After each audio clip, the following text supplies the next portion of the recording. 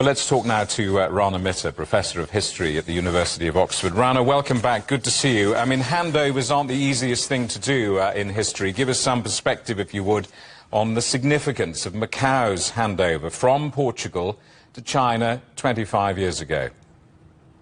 Well, Jamie, this was actually in some ways rather a low-key handover. It is actually one that came after a very long period of possession. Portugal was in charge of Macao really since the 16th century, which is a very, very long period indeed. But essentially, Portugal had a revolution back in 1974, which overthrew the dictatorial government at the time. And essentially, its successor democratic governments were not that keen to hang on to Macao. So it was a pretty smooth, pretty easy process in that sense. And in one sense, I think most of the people living in Macao at the time saw it as a change of who was in government, but daily life carried on in a pretty smooth and effective way.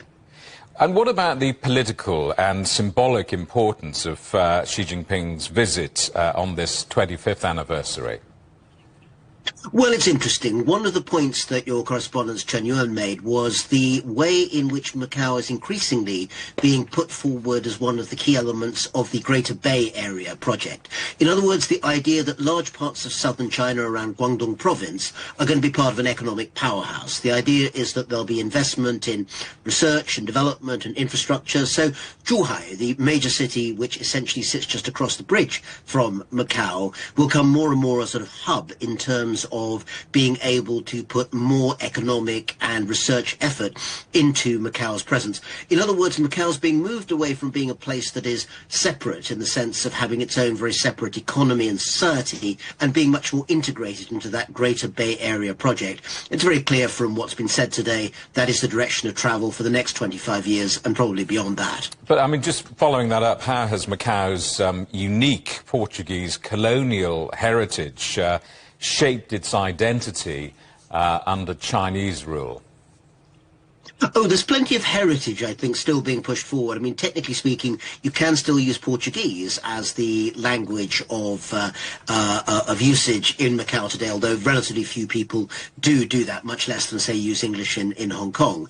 That said, the buildings, which come from the period of Portuguese colonialism, including some rather picturesque, sort of now slightly ruined-looking buildings, but the look is wonderful, is there. Also, Portuguese-influenced cuisine is something that people go over to Macao for even now. And of course, although it may not be quite so much part of the heritage, but for a long time, the gaming industry, gambling, casinos have been part of the scene in Macao. They're not available in the mainland, they're not available in Hong Kong, and so that gives Macao a unique leisure and tourism option that has been there for certainly a number of decades, and I think in some ways still sits very much at the heart of the idea as Macao as a sort of fun city, a place that you go essentially to enjoy that kind of slightly, how can one put it, louche lifestyle which comes with gambling that you're not allowed to do in the perhaps more sober confines of the Chinese mainland. Rana, good to see you. Thank you for that. Rana, Professor of History at the University of Oxford.